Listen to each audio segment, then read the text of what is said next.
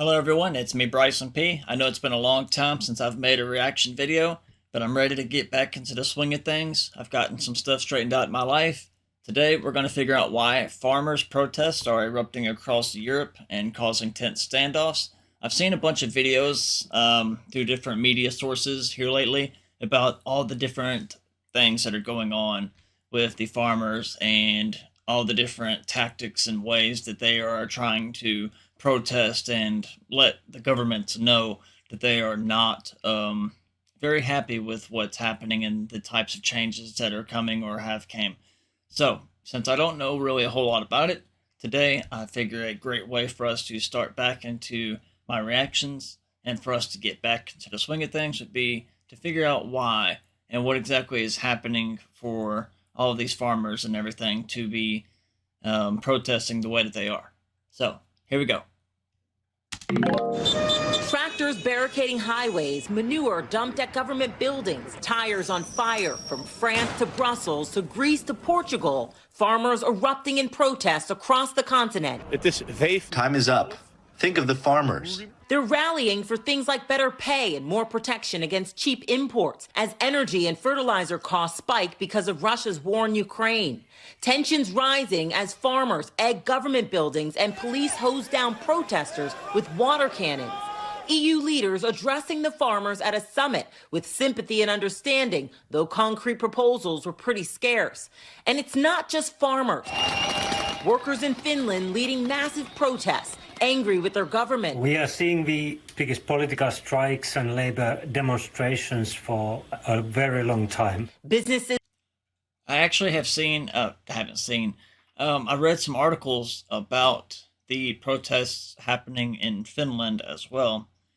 I didn't know that was going to be a part of this video, but one of my friends that lives there, she had sent me some information about it, and we've talked a little bit about it.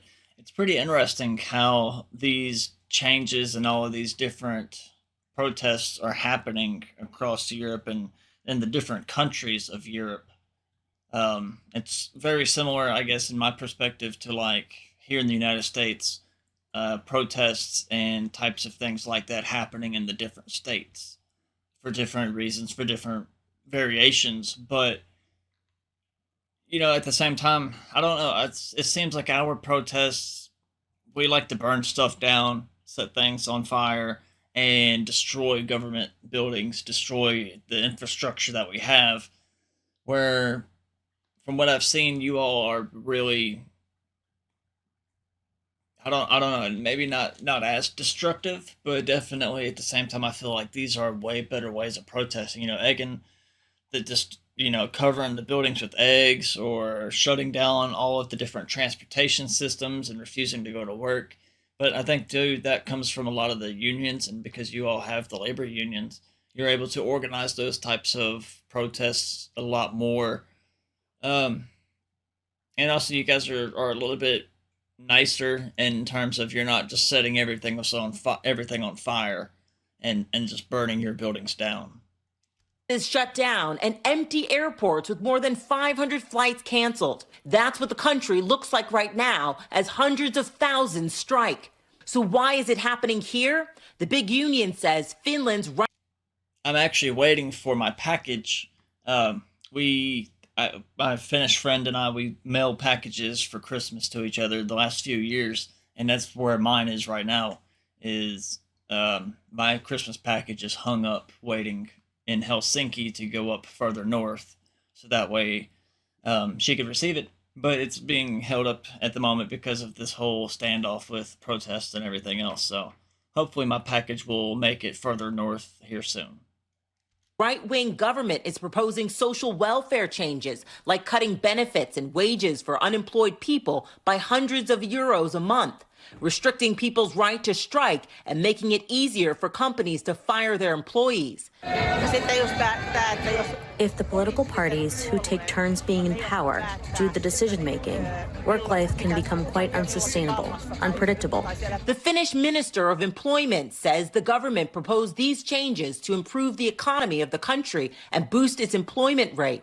The reaction is overscale for the changes. That reaction massive, with around 13,000 people taking to central Helsinki for a major rally Thursday, and some schools, restaurants, post offices, stores, and more shutting down, leaving the country in a standstill. The head of international affairs for Finland's biggest trade union says frustration with government cuts while prices are rising is a common denominator across Europe. The opposition to different kinds of austerity policies in different European countries in a situation where ordinary people have already seen their real incomes dropping, but we are not giving up. Megan Fitzgerald is joining us now. Megan, thank you for bringing that to us, because the other layer to this is that Finland is in the middle of a presidential election now. You've got the political overlay with EU elections coming up later on this year. Do we think, or do experts in the EU think, that there could be a political fallout then for these strikes now? Hallie, it's a great question. And yes, this certainly could have an impact. These strikes are fueling this narrative that governments across Europe and the EU don't care enough about the issues surrounding these farmers. So when the EU, for example, goes up for election in June, the concern is that if it shifts to the right, it could put in jeopardy, for example, their green agenda. Hallie? Megan Fitzgerald live for us there overseas. Megan, great to see you as always. Thank you. Coming up here on the show tomorrow. So I found that interesting that this was more about the farmers and their protests across Europe, and we ended up talking a lot more about Finland. But I think we should check out another video and see what else there is to know about this whole protest and everything happening throughout the EU. Projectiles thrown in anger, streets ablaze, smoke hanging thick in the air. Brussels may not be a war zone, but on Thursday it became another front line in a conflict threatening to tear Europe apart. Farmers across France and Belgium are furious at a series of issues they believe their governments have failed to address, with violent protests their last resort. European Union Commission Chief Ursula von der Leyen has said the bloc is looking at easing the administrative burden on farmers. It may not be enough. Belgian farmers in the capital joined their French counterparts in action that has brought France to a standstill for days. Their anger has focused on low pay, high taxes, green rules and unfair competition from abroad. On Thursday, France's two main farmers' unions suspended protests after the government offered new measures. We will enshrine the objective of food sovereignty in law. We will do this with farmers on the basis of clear measures agreed with them. And we will enshrine in law that agriculture is a fundamental interest of the nation. France, however, is not alone in dealing with farmer unrest. In the Greek city of Thessaloniki, tractors blocked highways as they've done elsewhere in the country all week. Overnight, Portuguese farmers made their way towards Spain to block border crossings.